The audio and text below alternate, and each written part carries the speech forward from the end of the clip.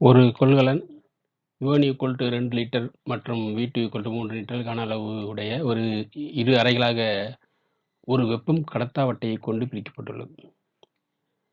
அவ்வறையில் N1 5 மற்றும் N2 4 மோல்கள் நல்லியல்பு வாயுவை P1 1 atmospheric pressure அதேமாதிரி P2 2 அட்மாஸ்பியரிக் பிரஷர் அழுத்தத்தில் கொண்டுள்ளன. தடுப்பானானது நீக்கப்படும் பொழுது இக்கலவை அடையும் சமநிலை அழுத்தம் என்பது என்னவாக இருக்கும்ன்றாங்க. U1 2 லிட்டரு, V2 3 லிட்டரு, 2 கணவனுடைய இரு அறைகளாக ஒரு வெப்ப கடத்தாவட்டை வச்சு பிரிச்சிருக்காங்க. அதுக்கப்புறம் N1 5 அதே மாதிரி N2 3 நல்லியல் வாயு வந்து P1 1 அட்மாஸ்பியரில் வந்து N1 5ஐயும் அது மாதிரி அடுத்து 4 மோல்களுக்கு வந்து 2 அட்மாஸ்பியர்லையும் வச்சுருக்காங்க. தடுப்பான் நீக்கிட்டாங்கன்னா அந்த கலவை அடையும் சமநிலை என்னன்னு கேட்டிருக்காங்க.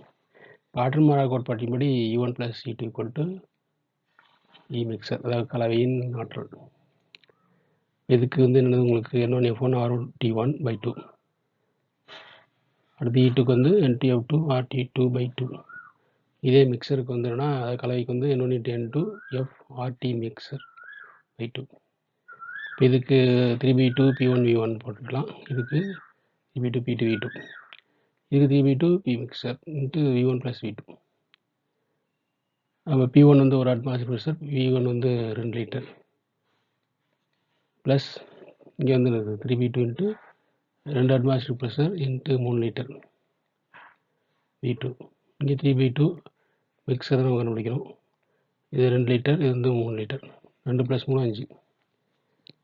அப்போ இங்கே 3B2வில் காமன் எடுத்து அடிச்சிடலாம் 2 பக்கம். அப்போ இங்கே என்ன இருக்கும், 2 இருக்கும் ப்ளஸ் இங்கே 3 6 இருக்கும், இங்கே 5 P மிக்ஸ்னு இருக்கும்.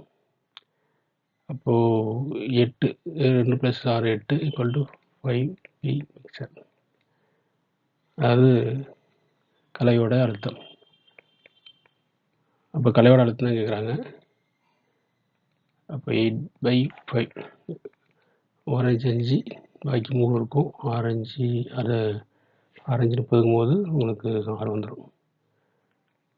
1.6 ATM. சரி, விட வந்து